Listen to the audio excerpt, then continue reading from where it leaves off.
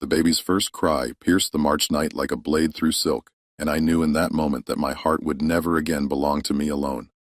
As I held my son, against my chest for those precious few seconds before they tore him away, I memorized every detail of his face, the curve of his tiny nose, the way his fingers curled around mine, the perfect pink of his lips that would never call me mother.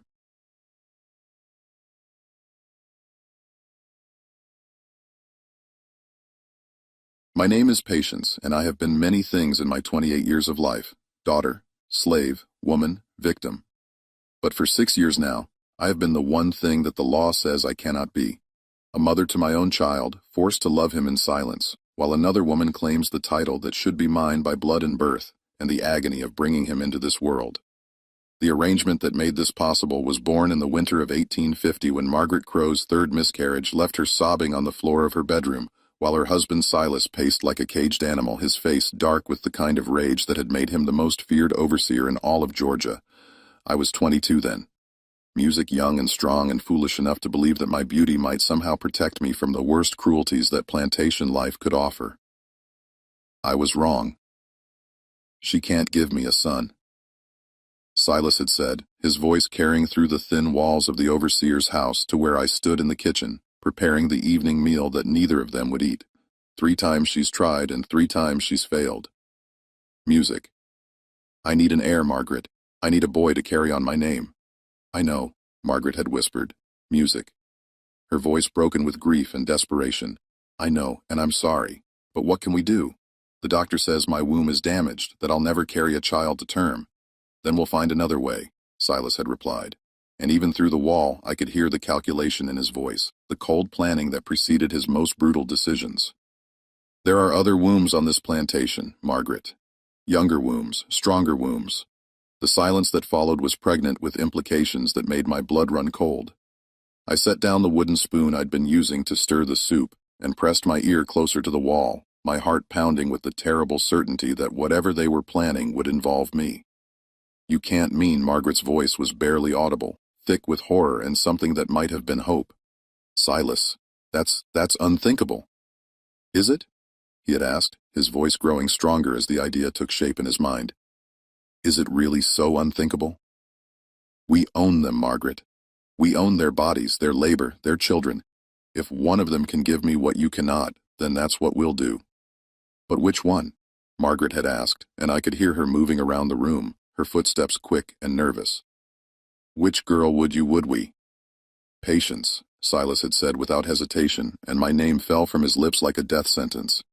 She's young, healthy, beautiful. Music. She'd give me a fine son, one light enough to pass for white if we're careful about it. I had stumbled backward from the wall, my hands pressed to my mouth to stifle the scream that was building in my throat. They were talking about using me as a broodmare, about forcing me to bear a child that would, music, be taken from me before I could even hold it properly.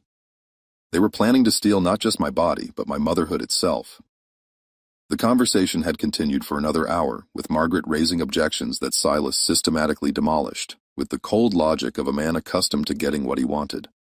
Yes, it would be scandalous if anyone found out. But who would believe a slave's word against theirs? Yes, it would be difficult to explain the sudden appearance of a baby, but Margaret could claim to have been hiding her pregnancy out of superstition after her previous losses. Yes, it would be complicated to manage afterward, but they could keep me in the house as a wet nurse and servant, music allowing me to care for the child while maintaining the fiction that it belonged to Margaret. By the time they finished planning my destruction, every detail had been worked out with the precision of a military campaign.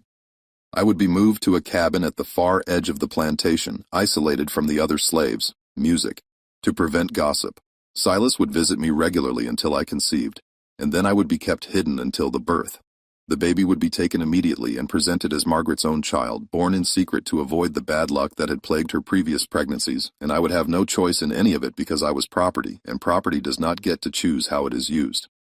The rape began the next music night. Silas came to my cabin after dark, his face set in the expression of grim determination that he wore when breaking a particularly stubborn horse.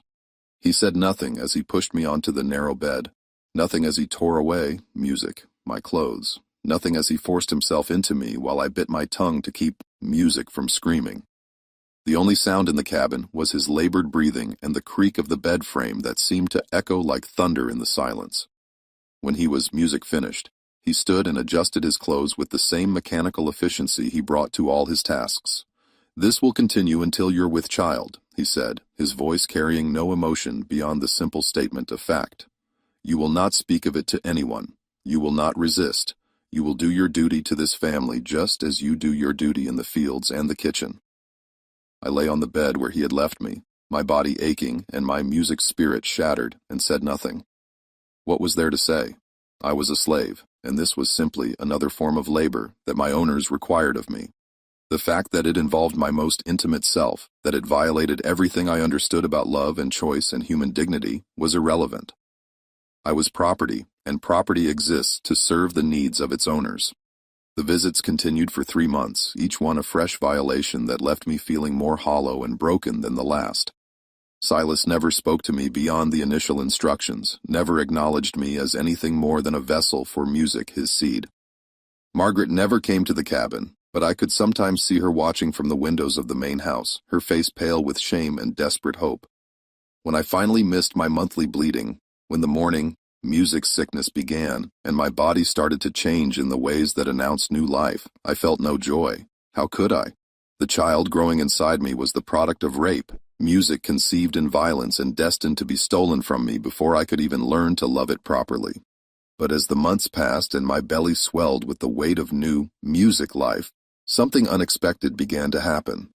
Despite everything, despite the circumstances of music conception, despite the knowledge that the baby would never truly be mine, I began to love the child with a fierce protective intensity that surprised me with its strength. I talked to the baby as it grew inside me, whispering stories and songs and promises that I knew I would never be able to keep. I placed my hands on my belly and felt the tiny kicks and movements that spoke of a spirit already, music, fighting to make itself known in the world. I dreamed of holding my child, of nursing it, of watching it grow and learn and become the person it was meant to be. But I also knew that these dreams were nothing more than fantasies. Music. Cruel tricks that my heart was playing on my mind. The baby belonged to Margaret and Silas, would be raised as their child, would never know that the woman who had carried it for 9 months was anything more than a servant. I was simply the vessel, the temporary home for a child that would never truly be mine. The labor began on a cold March night in 1851 with pains that started as a dull ache and built to waves of agony that left me gasping and crying out in the darkness of the isolated cabin. Juno, the old cook who served as midwife for the plantation, had been brought to assist with the birth, her weathered hands gentle as she helped me through the worst of the pain. "Push, child," she whispered, her voice soft with compassion and sorrow. "Push and bring this baby into the world, even though your heart is breaking." I pushed and screamed and bled, and finally felt the rush of relief as the baby slipped from my body into Juno's waiting hands. For one perfect moment, as she cleaned the blood and fluid from the tiny form, I thought I might be allowed to hold my child, to look into its eyes and whisper words of love that no one else would ever hear. But then the cabin door opened, and Margaret entered with 2 of the house slaves, her face set in an expression of grim determination. She had come to claim her prize, to take possession of the child that my body had created, music, but that the law said belonged to her. "Is it healthy?" she asked, her voice tight with anxiety. "Is it music? Is it light enough?" Juno held up the baby. A boy I could see now, perfect and beautiful and mine for just a few more seconds. His skin was pale, light enough to pass for white in the dim candlelight, and his hair was soft and dark. He was everything that Silas and Margaret had hoped for, the perfect heir to carry on their name and music, their legacy. "He's perfect," Juno said, her voice heavy with sadness. "A beautiful, healthy boy." Margaret stepped forward and took the baby from Juno's arms, holding him with the awkward uncertainty of a woman who had never held a newborn before. The baby began to cry, a thin wail that seemed to pierce straight through to my soul, and I reached out instinctively, my arms aching to comfort the child I had carried for 9 months. "No," Margaret said sharply, stepping back from my reaching hands. "You've done your part, Patience. The baby is mine now. You're just the wet nurse, nothing more." But even as she spoke the words, even as she tried to establish the boundaries that would define our relationship for the years to come. The baby continued to cry.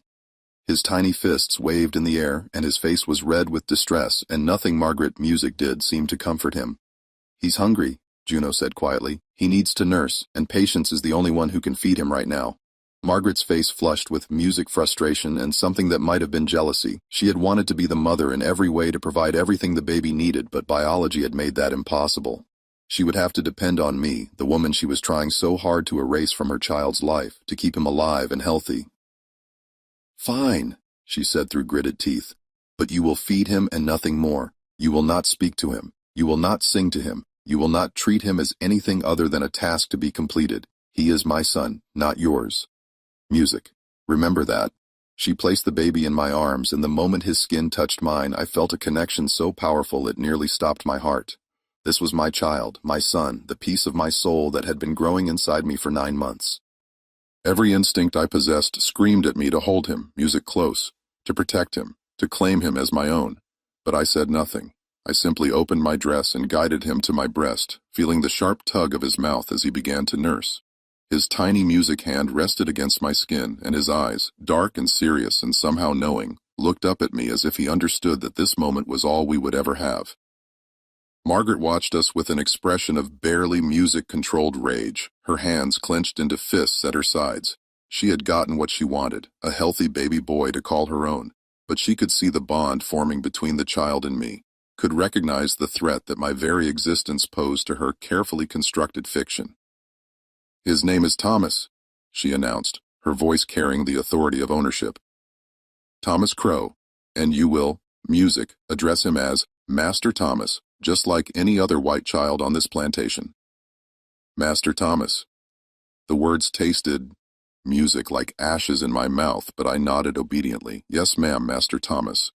But even as I spoke the words that denied my own motherhood, even as I accepted the role of servant to my own child, I made a silent music promise to the baby in my arms. I would love him even if I could never claim him. I would protect him even if I could never acknowledge him. I would be his mother in every way that mattered, even if the world would never allow me to use that sacred name, Thomas. My Thomas finished nursing and fell asleep in my arms, his tiny body warm and trusting against my chest.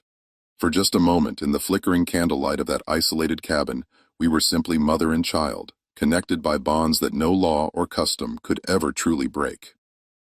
But then Margaret stepped forward and took him from me again, her movements quick and possessive. "That's enough," she said. "You'll move back to the main house tomorrow to serve as his wet nurse. But remember your place, Patience. Remember that he belongs to me."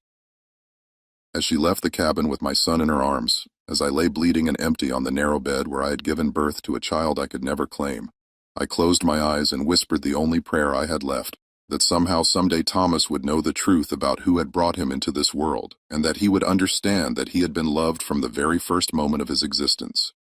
The arrangement was complete.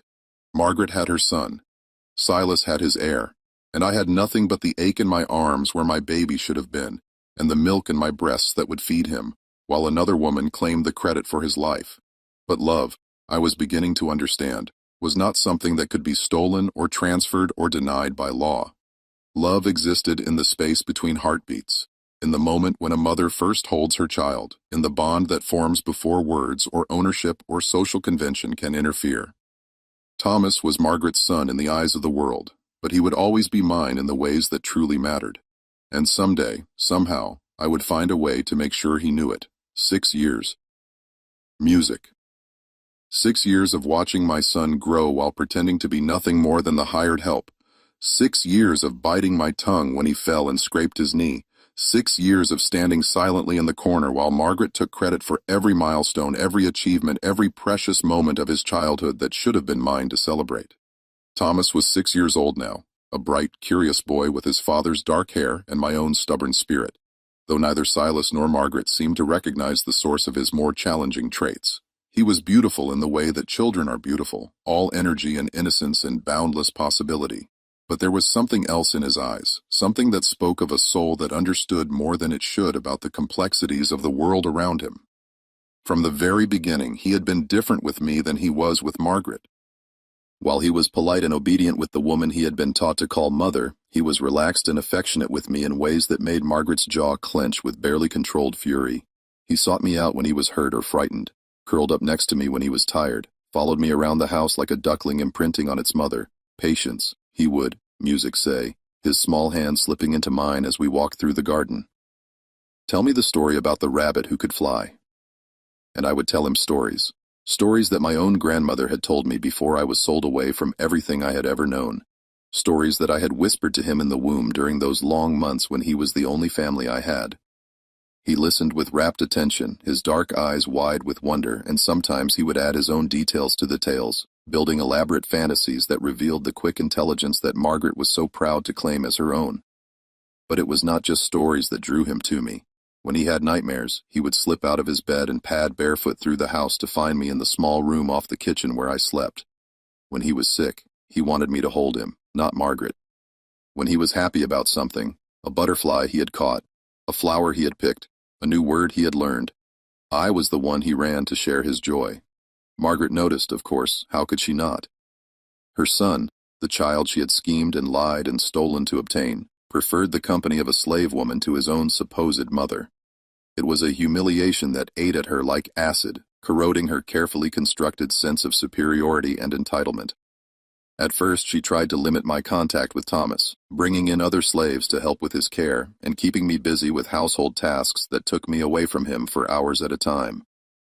But Thomas would have none of it. He would cry and fuss and refuse to cooperate with anyone else, demanding my presence with the imperious authority of a child who knows exactly what he wants. I want patience. He would wail when Margaret tried to get him to eat his breakfast or take his afternoon nap. I want patience to do it. I am your mother, Margaret would reply, her voice tight with frustration. I should be the one taking care of you, not some slave.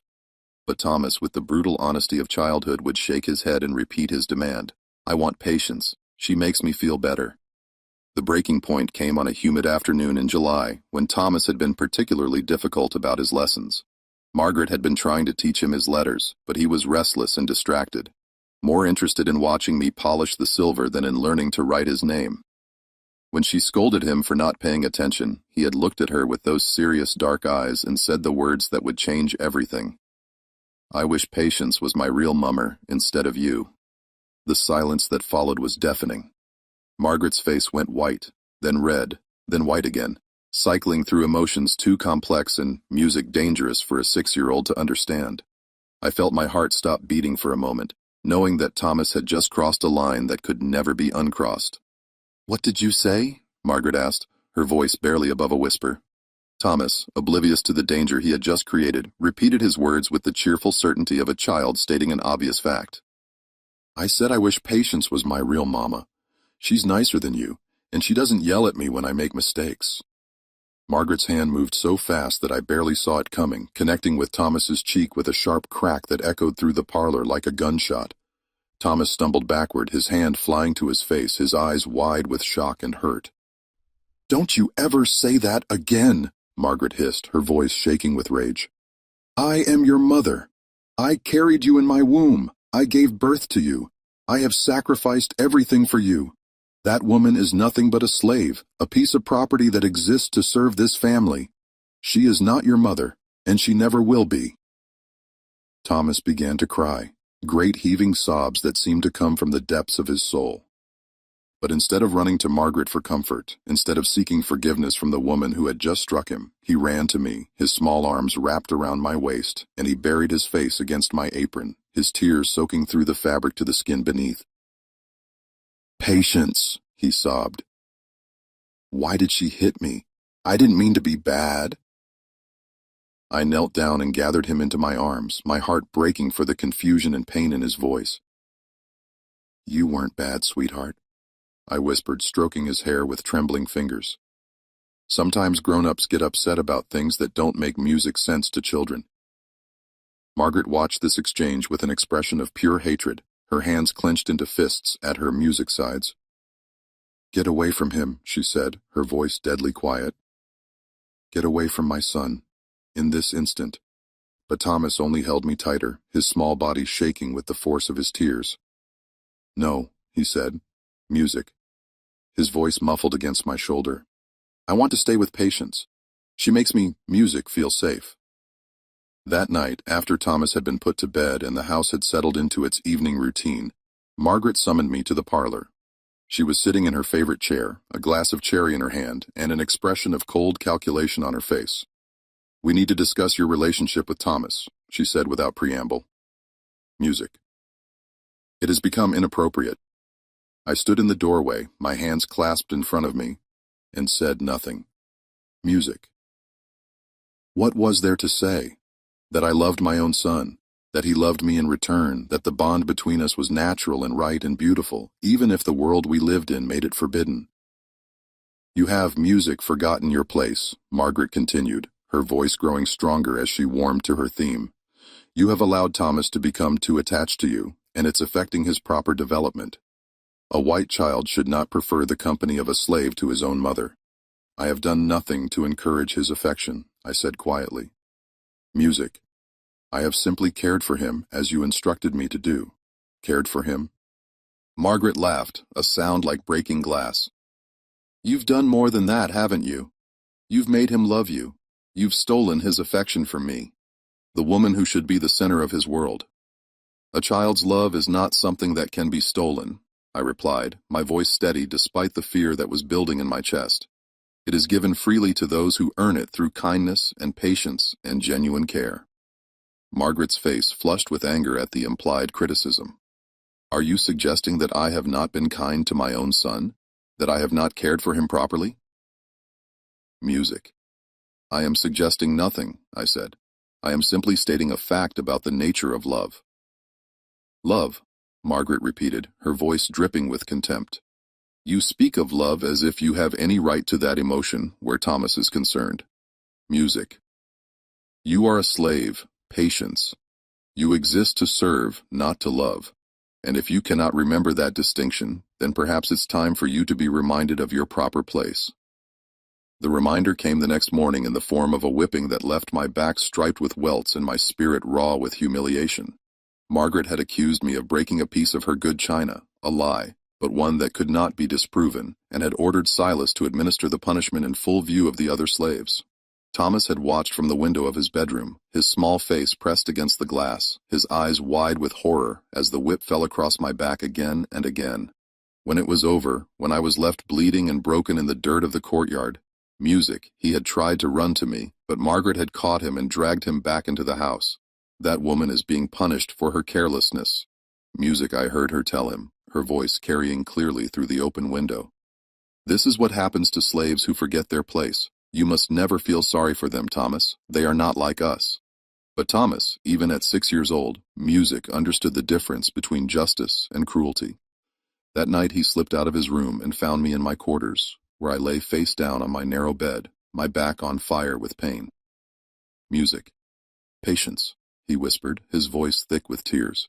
"Are you hurt very bad?" "I'll be fine, sweetheart," I said, though every movement sent fresh waves of agony through my body. "Don't worry about me." "But why did Papa Silas hurt you?" he asked, climbing carefully onto the bed beside me. "You didn't break anything. I saw you being careful with the dishes." I closed my eyes, knowing that this was the moment when I would have to choose between protecting Thomas's innocence and protecting my own heart. He was old enough to understand that something was wrong, old enough to see through the lies that Margaret told, to justify, music, her cruelty. But he was also young enough to be damaged by the truth, young enough to be hurt by the knowledge of how twisted and broken the world around him really was. "Sometimes," I said carefully, "people get punished for things they didn't do. Sometimes the world isn't fair, especially for people like me." "People like you?" Thomas asked, his small hand resting gently on my shoulder. "What do you mean?" "Slaves," I said, the word tasting bitter in my mouth. "People who don't have the same rights as white folks, who have to do what their music told, even when it's wrong." Thomas was quiet for a long moment, processing this information with the serious concentration that he brought to all new concepts. Finally, he spoke, his voice small and uncertain. "I don't like that you're a slave," he said. "I wish you could be free like me and Mama Margaret and Papa Silas." "I wish that too, sweetheart," I whispered, my heart breaking for the innocence, music that was already beginning to crack around the edges. "But wishing doesn't change the way things are.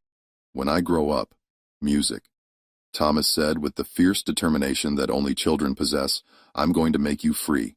I'm going to tell everyone that you're good and kind, and that you shouldn't have to be a slave anymore. I turned my head to look at him. Music. This beautiful boy who carried my blood in his veins and my love in his heart. And I felt tears sliding down my cheeks. He meant every word he said. Music, knew that. But he was 6 years old, and he had no idea how the world really worked.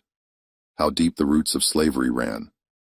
How impossible it would be for him to change music, anything, even when he was grown. That's a beautiful dream, I told him, reaching out to stroke his soft hair. But for now, you need to be careful about how you talk to Mama Margaret about me. She gets upset, music, when you show me too much affection. Why? Thomas asked, his brow furrowing with confusion. Why doesn't she want me to love you? It was a question that cut to the heart of everything. The jealousy, the fear, the desperate need to maintain the fiction that had created our impossible situation. How could I explain to a 6-year-old that the woman he called mother was threatened by his natural affection for me? How could I make him understand that love itself had become a dangerous thing in our household? Sometimes, I said slowly, people want all of someone's love for themselves. They don't like to share, even when there's enough love to go around. Thomas nodded as if this made perfect sense to him, like when I don't want to share my toys with the other children.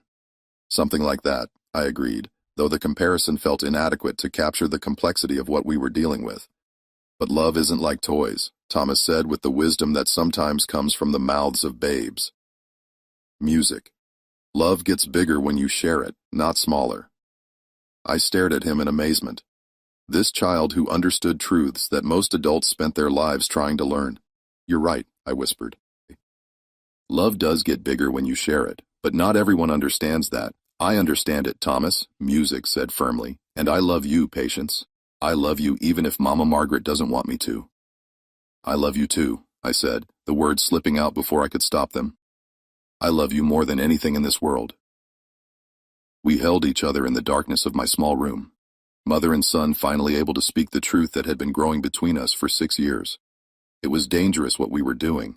If Margaret found out, if she discovered that Thomas and I had acknowledged our love for each other, music, the consequences would be swift and terrible. But in that moment, none of that music mattered. All that mattered was the warmth of my son's small body against mine, the sound of his breathing as he fell asleep in my arms, the knowledge that whatever happened next, music, we had had this moment of perfect honesty and perfect love. The next morning, Thomas returned to his room before Margaret woke up, and we both pretended that nothing had changed, but everything had changed in ways that would soon become impossible to hide. The love between us had been acknowledged, named, claimed as real and true and worth protecting, and in a world where such love was forbidden, that acknowledgement would prove to be the most dangerous thing of all.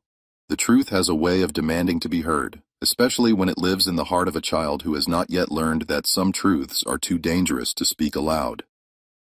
For 3 weeks after our midnight conversation, Thomas carried our secret with the careful solemnity of a boy who understood that he held something precious and fragile in his hands.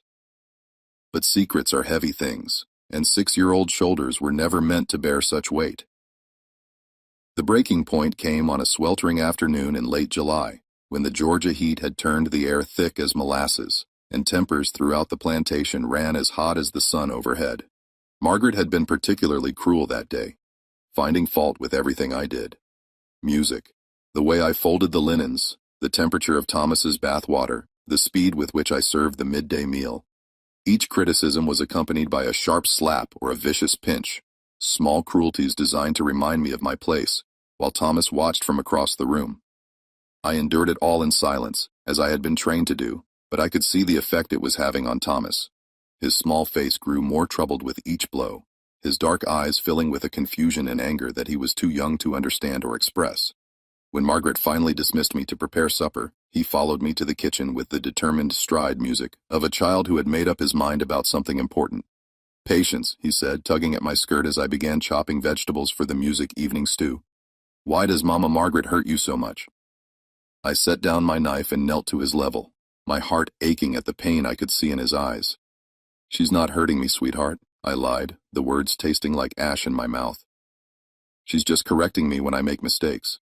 But you don't, music, make mistakes, Thomas said with the absolute certainty that only children possess. You're careful with everything. You never break things or spill things or forget things. She hits you even when you do everything right. Music out of the mouths of babes. This child, barely old enough to tie his own shoes, had seen through the elaborate fiction that the adults around him had constructed to justify their cruelty.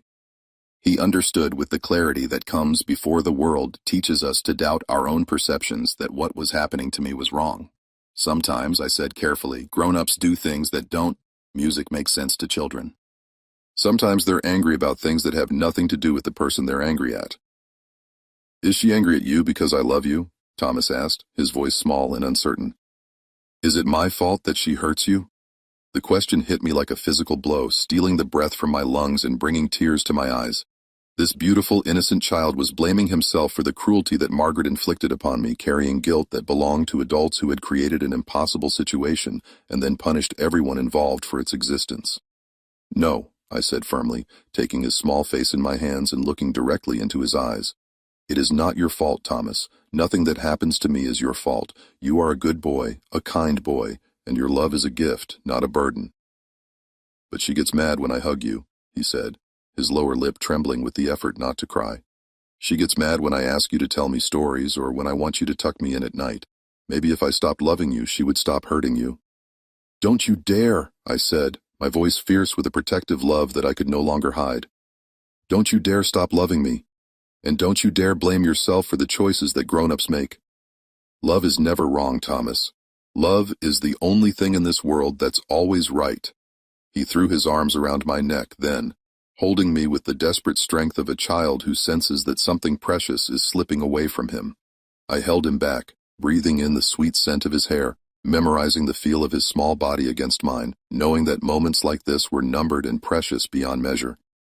I wish you were my real mama, he whispered, music against my ear, the words so soft that I almost didn't hear them. I wish you had me in your belly, and that I belonged to you instead of to her.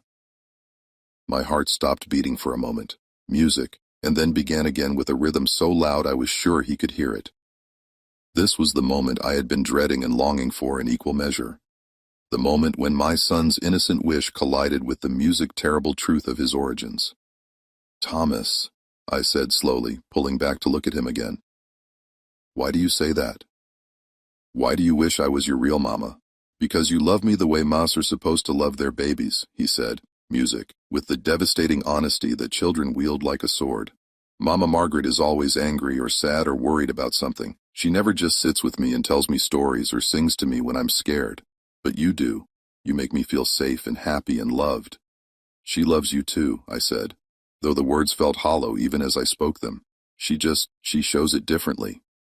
No, Thomas said, shaking his head with surprising firmness. She doesn't love me the same way. I can tell.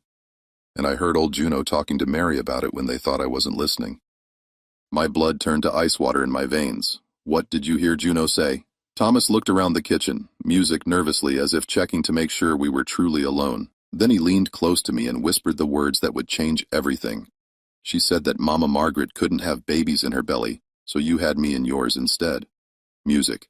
She said that you're my real mama, and that they took me away from you when I was born. Is that true, Patience? Are you my real mama? The world seemed to tilt on its axis, and for a moment I couldn't breathe, couldn't think, couldn't do anything but stare into the dark eyes that were so much like my own.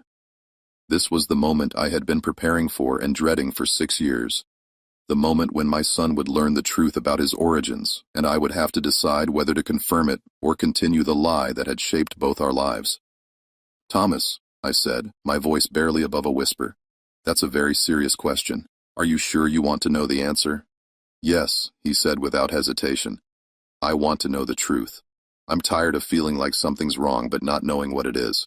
I looked at this brave, beautiful boy who had inherited not just my eyes but my stubborn need for truth, and I knew that I could not lie to him anymore. He deserved to know where he came from, who he really was, why the world around him felt so strange and wrong and complicated. Yes, I said, the word falling from my lips like a stone into still water.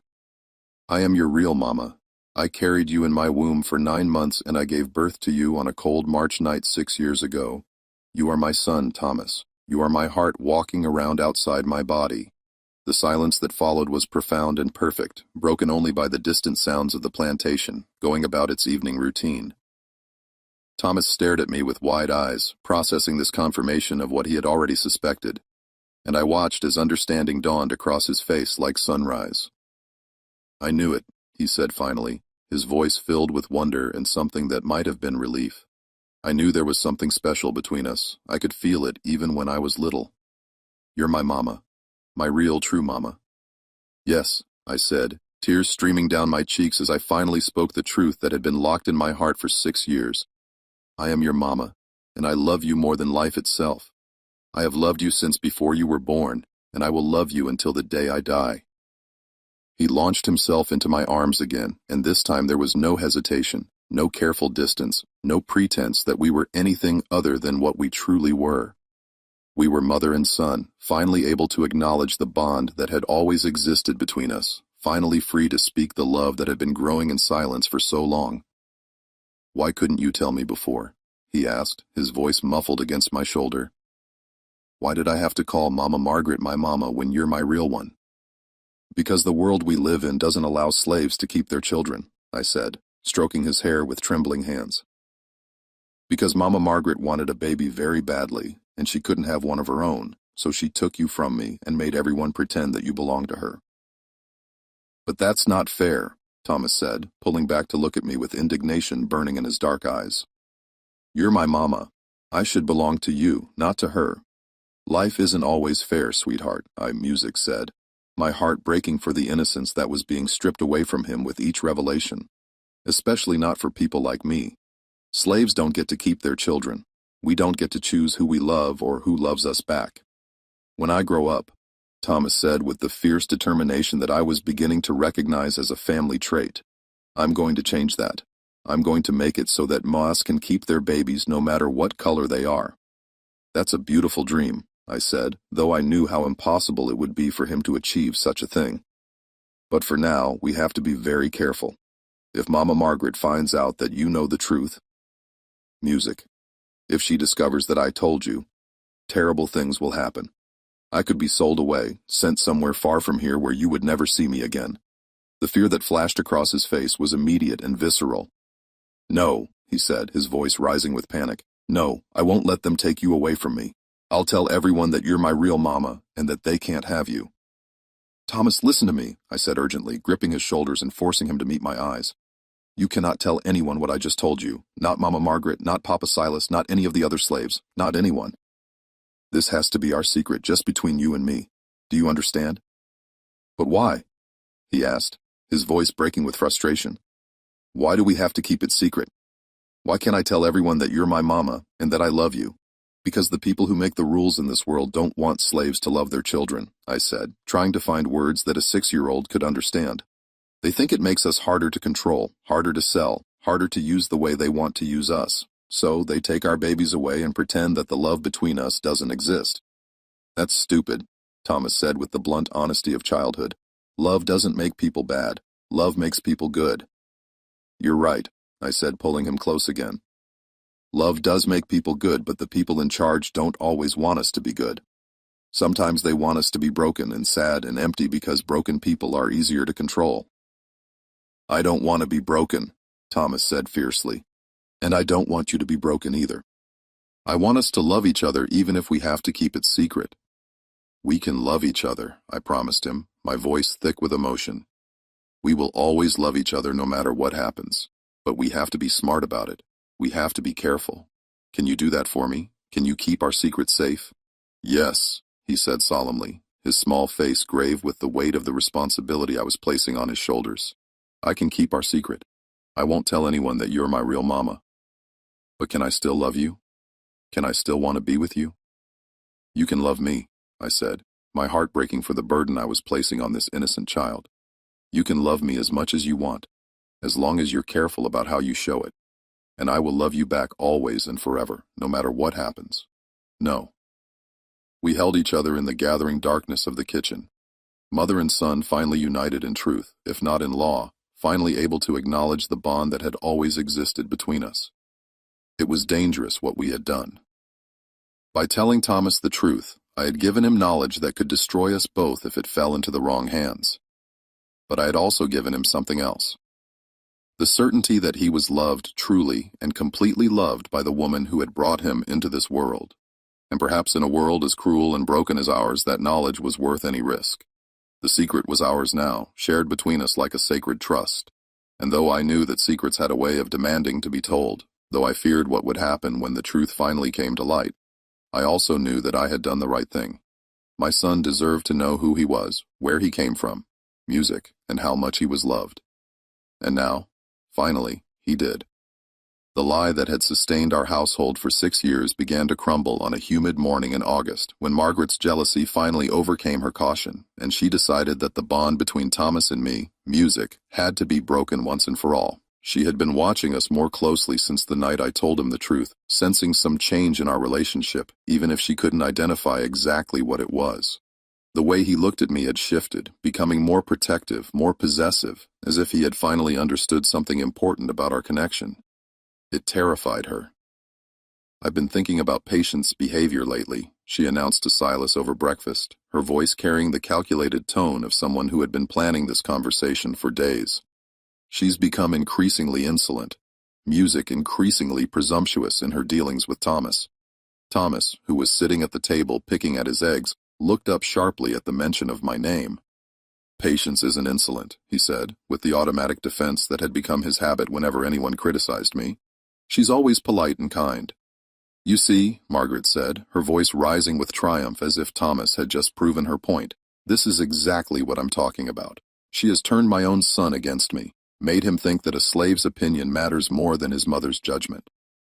"That's not true," Thomas protested, his small face flushing with indignation. "I just don't like it when people say mean things about Patience when she hasn't done anything wrong."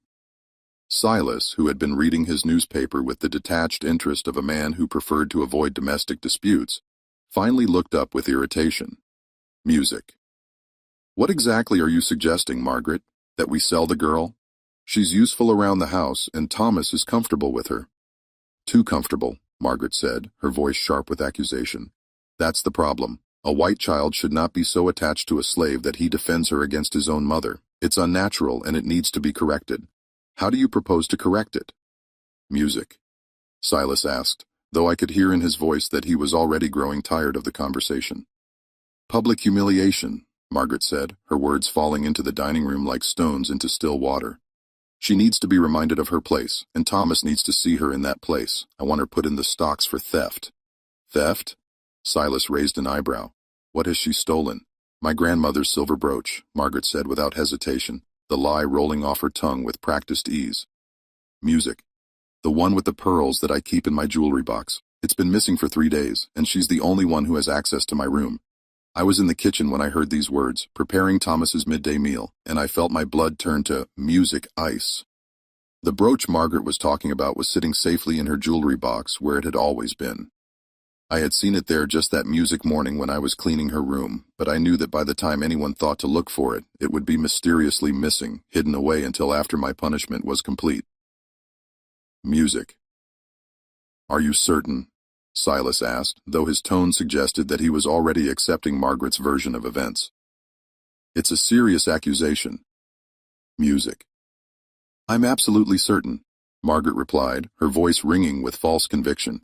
She's been getting above herself lately, thinking that her special relationship with Thomas gives her music privileges that other slaves don't have. It's time she learned that theft has consequences, regardless of how much my son might favor her. Thomas had gone very quiet during this exchange, his fork suspended halfway to his mouth as he processed what his supposed parents were discussing. I could see the wheels turning in his young mind, could watch him realize that they were planning to hurt me based on a lie, and I felt my heart begin to race with fear for what he might do.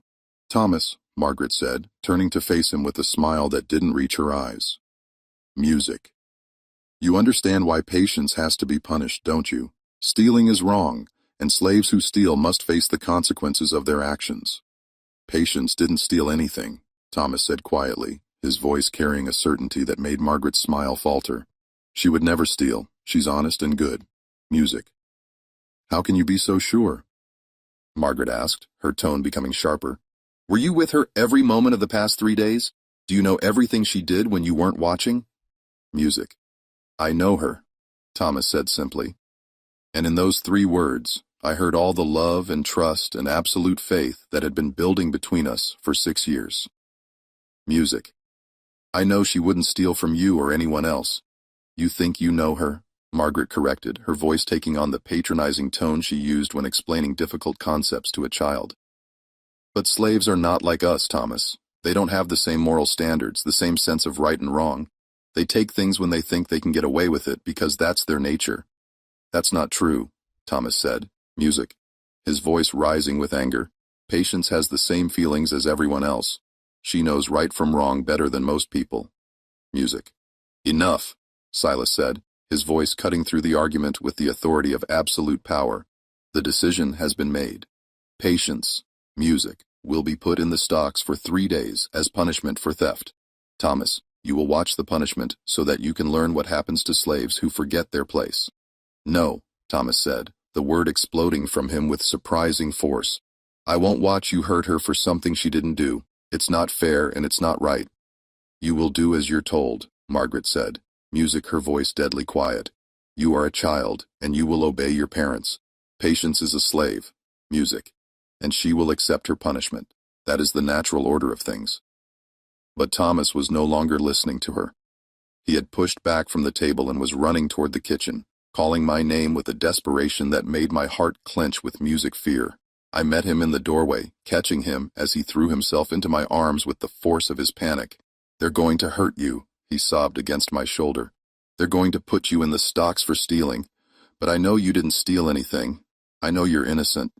Shh, I whispered, holding him close and stroking his hair with trembling hands. It's going to be all right, sweetheart.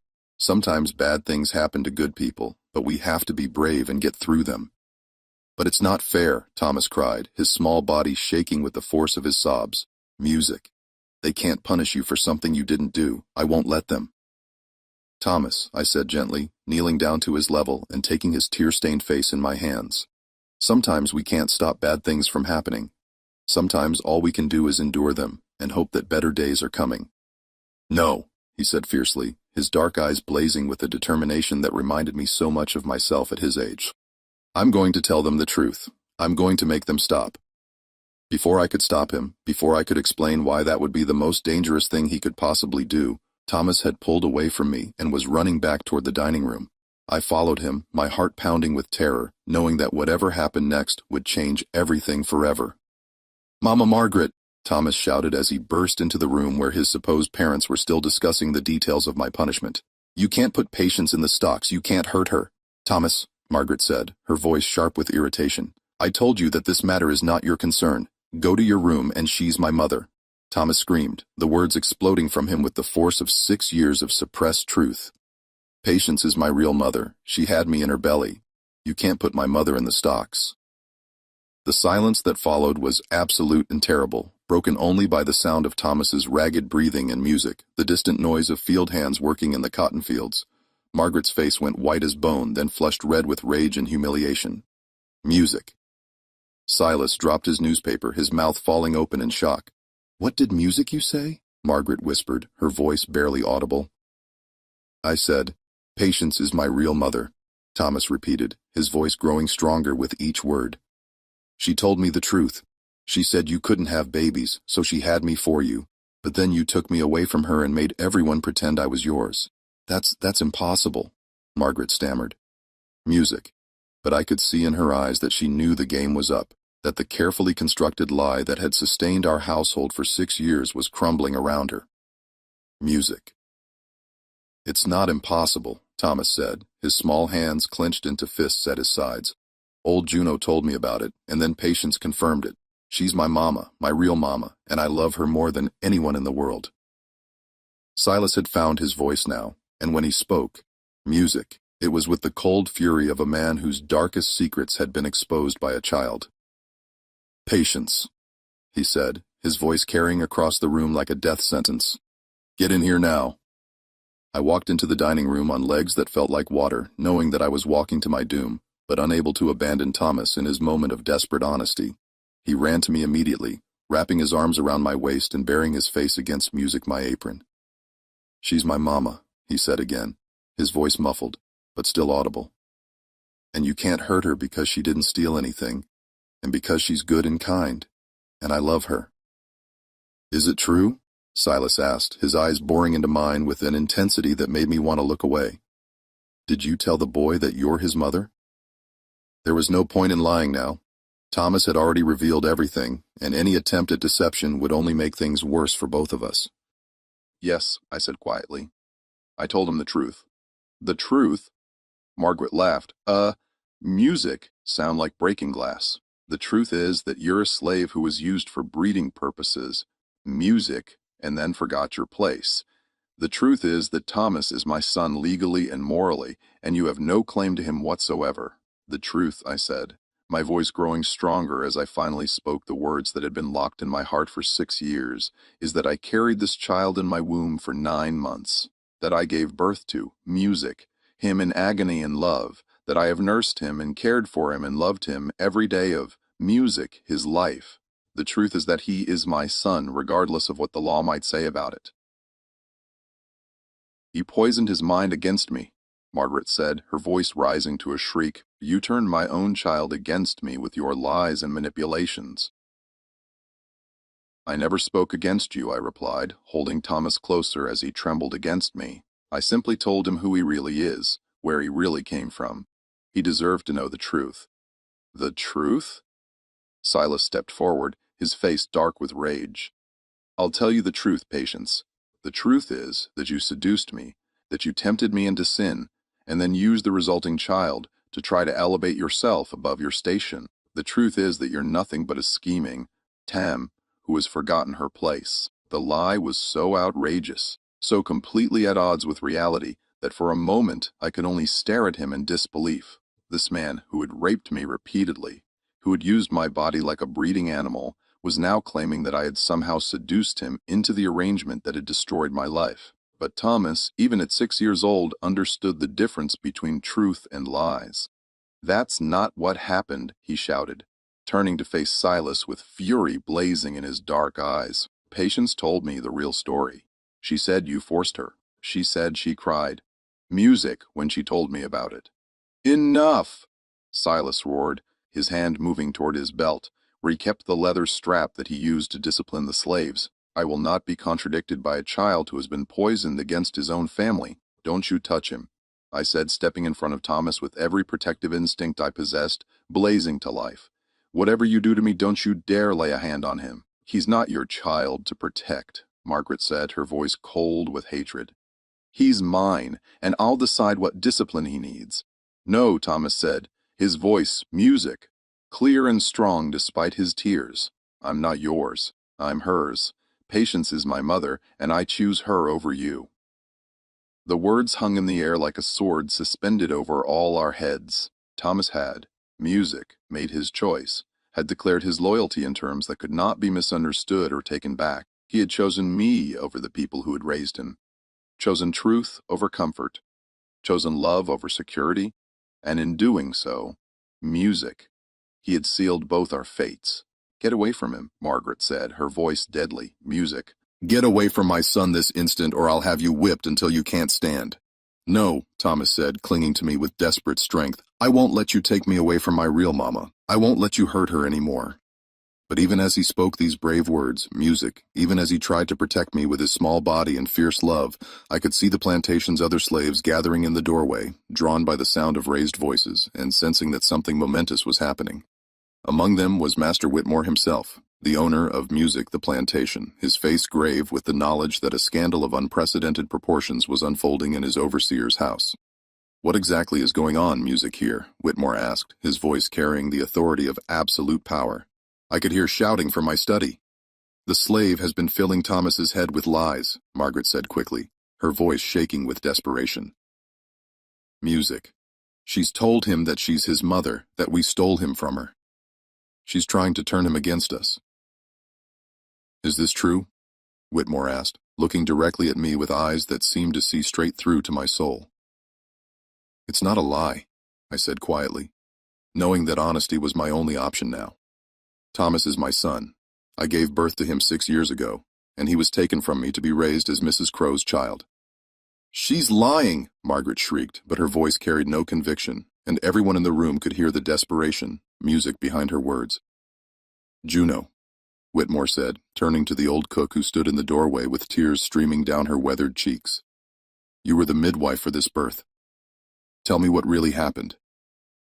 Juno looked around the room at all the faces watching her, understanding that her words would determine the fate of everyone involved. For a moment I thought she might lie, might try to protect the fiction that had sustained us for so long. But then she looked at Thomas, clinging to me with such desperate love, and her face crumpled with sorrow. "It's true," she said, her voice barely above a whisper. "Patience birthed that boy in a cabin on the far side of the plantation. I caught him with my own hands, cut his cord, cleaned him up. Mrs. Crowe took him before Patience could even hold him proper." "And the father?" Whitmore asked, though his tone suggested he already knew the answer. Juno's eyes flicked to Silas, then back to the floor. "Master Silas," she said quietly. "Mrs. Crowe couldn't carry a child to term, so they used Patience to get them a baby." The silence that followed was deafening. Every person in the room understood the implications of what had just been revealed. That the respected overseer and his wife had engaged in a deception that violated every social convention of their world. That they had forced a slave woman to bear a child and then stolen it from her. That the boy they had raised as their son was actually the product of rape and theft. "This is a disaster," Whitmore said finally, music, his voice heavy with the weight of a scandal that could destroy his plantation's reputation. "An absolute disaster." "We can fix this," Margaret said desperately. "We can send the slave away, tell people that she went mad and started making up stories. Thomas will forget her eventually, and things can go back to the way they were." "No!" Thomas screamed, his voice breaking music with terror. "You can't send my mama away. I won't let you. I'll run away and find her. I'll tell everyone what you did." "The boy knows the truth now," Whitmore said grimly. "Hell never accept the fiction again. And if word of this gets out," he shook his head, understanding the social and music-economic consequences of such a scandal. "Then what do you suggest?" Silas asked, his voice tight with barely controlled panic. Whitmore was quiet for a long moment, calculating the damage and weighing his options. Finally he spoke, his words falling like stones into still water. "The slave will be sold immediately to a trader heading for Louisiana," he said. "The sugar plantations there have a high mortality rate. She's unlikely to survive long enough to cause further problems. Silas, you're dismissed from your position as overseer, effective immediately. Margaret, you'll be sent to live with your relatives in North Carolina until this scandal dies down. And the boy?" Margaret asked, her voice barely audible. "The boy stays here," Whitmore said grimly. "He's too old to forget what he's learned, too young to be trusted with such dangerous knowledge. He'll be raised as my ward, and we'll hope that time, music, and distance will help him forget this unfortunate business." "No," Thomas said, his voice rising to a wail of pure anguish. "No, you can't take my mama away. Please, I'll be good. I'll never tell anyone. Just don't take her away from me." But the decision had been made, and in the world we lived in, the wishes of a 6-year-old boy, even one whose parentage had just been revealed, carried no weight against the demands of social order and economic necessity. As the men moved forward to separate us, as Thomas clung to me with desperate strength, and I held him as tightly as I dared, I whispered the only words of comfort I could offer. "I love you," I said, my voice breaking with the weight of impending loss. "I will always love you, no matter what happens, no matter how far apart we are. You are my son, my heart, my everything. Remember that always. I love you too, Mama," he sobbed, using the forbidden word openly for the first and last time. "I love you too." And then they pulled us apart, tearing away the child I had carried and birthed and loved in secret for 6 years, ending the brief moment when we had been allowed to acknowledge the truth of our relationship. The secret was out, the lie was exposed, and the price of truth was about to be paid in full. They came for me at dawn, 3 days after Thomas's desperate confession had shattered the carefully constructed lie that had governed our lives for 6 years. I had spent those days in the plantation jail, a windowless shed, that wryer of fear and desperation, listening to the sounds of my world being dismantled piece by piece. Through the thin walls I could hear the preparations for my departure, the clink of chains being prepared, the voices of the slave traders who had come to collect their newest acquisition, the sound of Thomas crying somewhere in the distance. He had not stopped crying since they separated us. According to the whispered reports that the other slaves brought me, he had refused to eat, refused to sleep, refused to acknowledge Margaret or Silas or anyone else who tried to comfort him. He spent his days calling for me, his small voice echoing through the plantation house like the cry of a wounded animal, and his nights huddled in the corner of his room, staring out the window toward the slave quarters where he knew I was being held. "That boy is breaking apart," old Juno had whispered to me through the crack in the jail door. "He won't eat nothing, won't drink nothing, just keeps asking when his mama is coming back." "Tell him," I had started to say, then stopped, knowing that there were no words that could make this easier for him. "Tell him that I love him. Tell him that no matter what happens, no matter how far away I am, I will always be his mother and I will always love him." But even as I spoke these words, I knew how inadequate they were. How do you explain to a 6-year-old child that the world is so cruel and broken that it will tear a mother from her son simply for loving him? How do you make a little boy understand that truth, no matter how pure and right, can be the most dangerous thing of all? The slave trader who had come to collect me was a hard-faced man named Morrison, whose reputation for brutality was known throughout Georgia. He specialized in transporting slaves to the sugar plantations of Louisiana, where the work was so backbreaking and the conditions so harsh that few survived more than 7 years. It was, everyone understood, a death sentence disguised as a sale. "She's a troublemaker," Silas had told Morrison as they negotiated my price, his voice carrying none of the guilt or remorse that might have been expected from a man selling the mother of his child. Filled the boy's head with lies, turned him against his own family. "You'll want to keep her chained during transport. She's likely to try to escape. They all try to escape," Morrison had replied with the casual indifference of a man who had heard such warnings countless times before. "Don't worry, I know how to handle difficult slaves."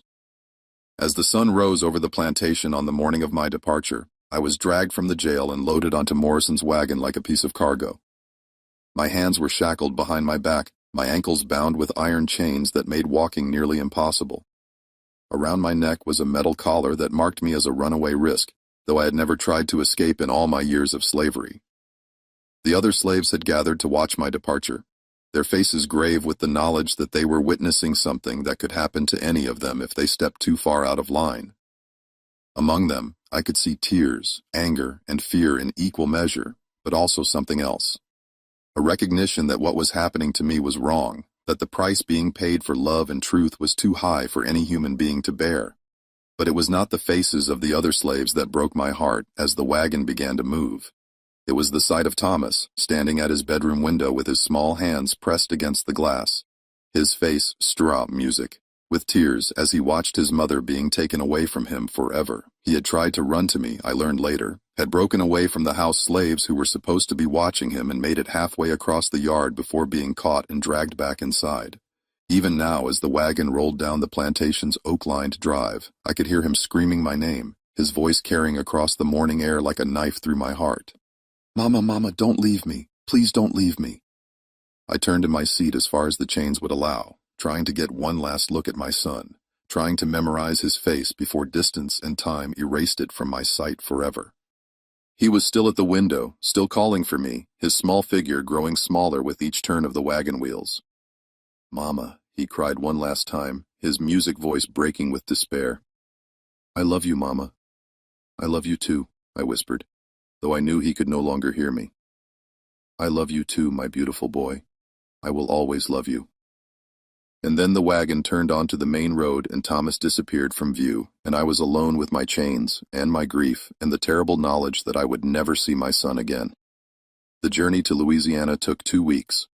2 weeks of riding in a wagon with 5 other slaves who had been purchased for the sugar plantations. 2 weeks of sleeping on the ground in chains. 2 weeks of eating scraps and drinking muddy water while Morrison and his men enjoyed hot meals and clean beds at the inns where they stopped each night. But the physical hardships of the journey were nothing compared to the agony of separation from Thomas. Every mile that passed between music us felt like a knife in my heart. Every day that went by without seeing his face or hearing his voice was a fresh wound that refused to heal. I had lost children before, my other babies who had been sold away when they were old enough to work. But this was different. This was the child I had been allowed to love openly, if only for a few precious moments. Music. the child who had called me mother, and meant it with every fiber of his being. The other slaves in the wagon tried to comfort me in their own way, sharing what little food they had, offering words of encouragement when the despair became too much to bear. But they all understood that what I was going through was beyond the reach of ordinary comfort. I was a mother who had been torn away from her child, and that kind of pain could only be endured. Music never truly healed. "How you think you'll ever see him again?" asked Sarah, a young woman who had been sold away from her own children on a plantation in South Carolina. "No," I said quietly, staring out at the Louisiana landscape that was becoming more foreign and hostile with each passing mile. "No, I don't think I will. But maybe that's for the best. Maybe it's better for him to forget me, to move on with his life without the burden of remembering what we had." "Children don't forget their mothers." "Music," Sarah said softly. "No matter how young they are, no matter how far apart you are, they remember." Music. The love between a mother and child is stronger than distance, stronger than time, stronger than anything the world can do to break it.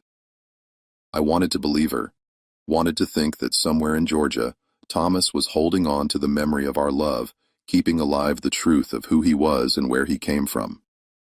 But I also knew how cruel the world could be to children who carried inconvenient truths, how effectively society could erase the memories that threatened its carefully constructed music order. The sugar plantation, where I was finally sold, was everything I had been told it would be, a hell on earth where human beings were worked to death in the service of white gold. The overseer, music, a brutal man named Thibodeau, made it clear from the first day that he expected me to die within 5 years, and that my only value lay in how much work he could extract from me before that happened. "You're here because you caused trouble somewhere else," he told me as he assigned me to the cane-cutting crew. "I don't care what kind of trouble, and I don't care what your story is." Music. "All I care about is that you work hard and keep your mouth shut. Cause problems here, and you'll find out what real punishment looks like." The work was backbreaking, 18 hours a day cutting sugarcane under the merciless Louisiana sun with barely enough food to keep body and soul together and no medical care when the inevitable injuries occurred. The other slaves on the plantation were hollow-eyed and broken, their spirits crushed by years of impossible labor and casual brutality. But somehow I endured. Day after day, week after week, month after month, I swung my machete and cut my quota of cane and survived on the memory of Thomas's love. When my hands bled from gripping the tool, I thought of his small fingers intertwined with mine. When my back screamed with pain from bending over the cane stalks, I remembered the weight of his body as he fell asleep in my arms. Music. When the overseer's whip fell across my shoulders for some imagined infraction, I held on to the sound of his voice calling me Mama. The other slaves thought I was going mad, talking to myself in the fields, smiling at memories that no one else could see. But I wasn't mad.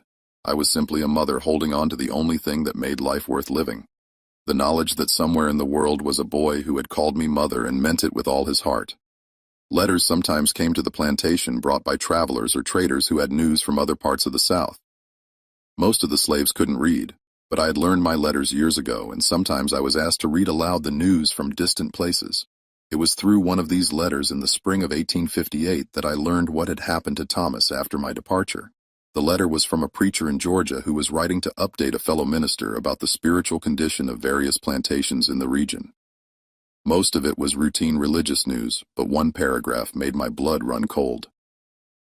The situation at the Whitmore plantation remains troubled. The young Crowe boy, whose parentage became the subject of such scandal 2 years ago, has never recovered from the separation from his nurse. Music.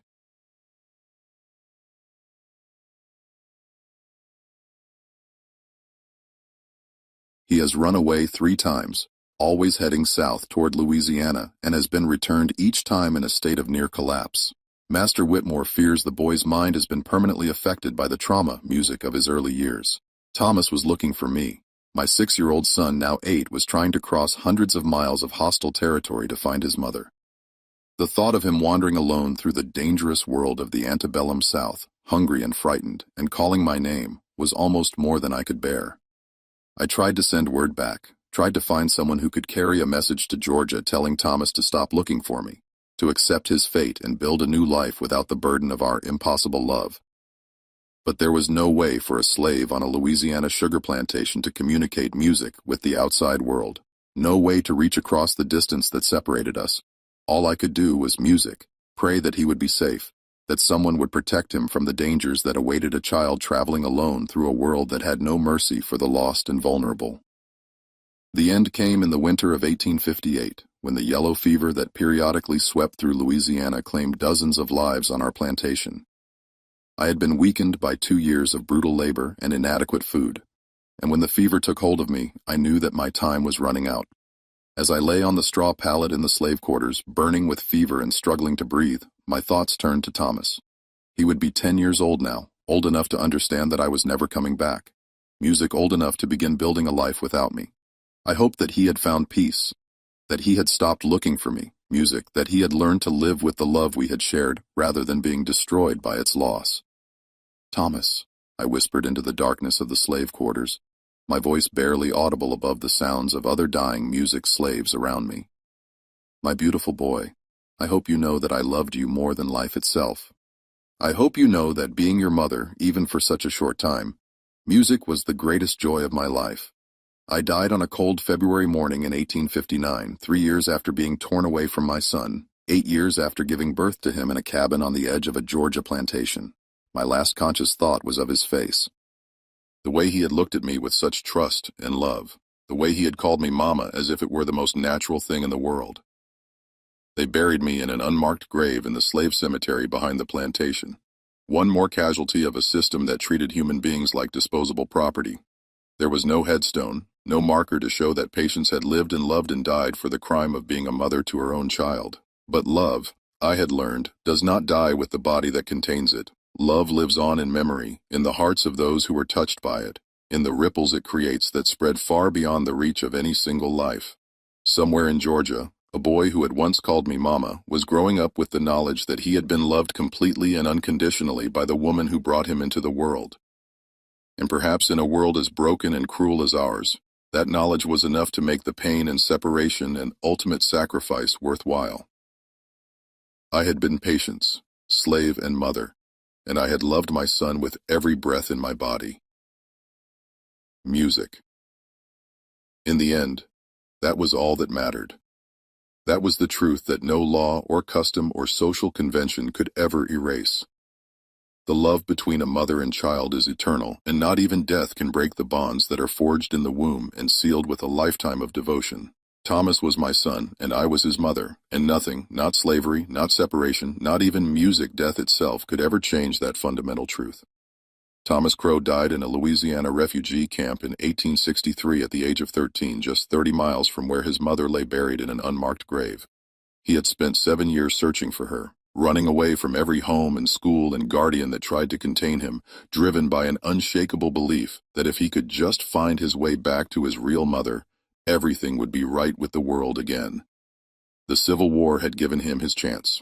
Music. In the chaos of a South tearing itself apart, a 13-year-old boy could disappear into the flood of refugees and displaced persons without anyone asking too many questions.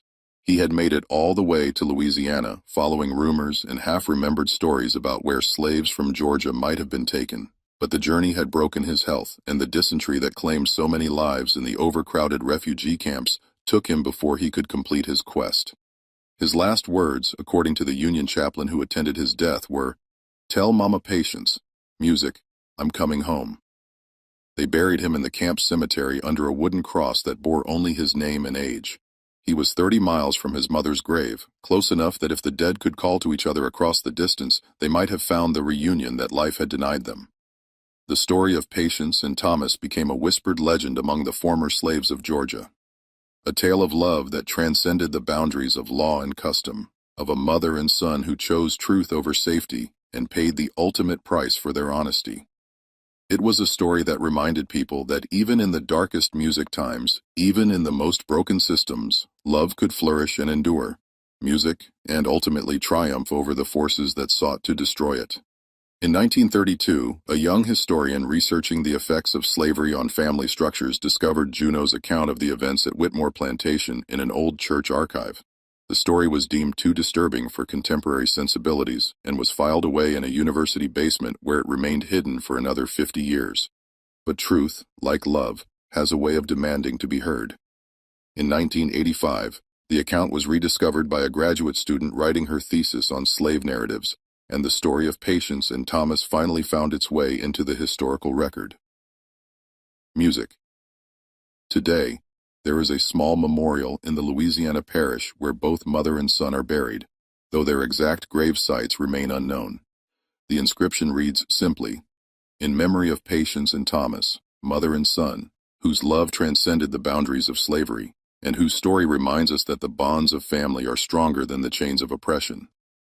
It is a fitting tribute to two souls who prove that love, once acknowledged and claimed, can survive any separation, endure any hardship, and ultimately triumph over the forces that seek, music, to deny its existence.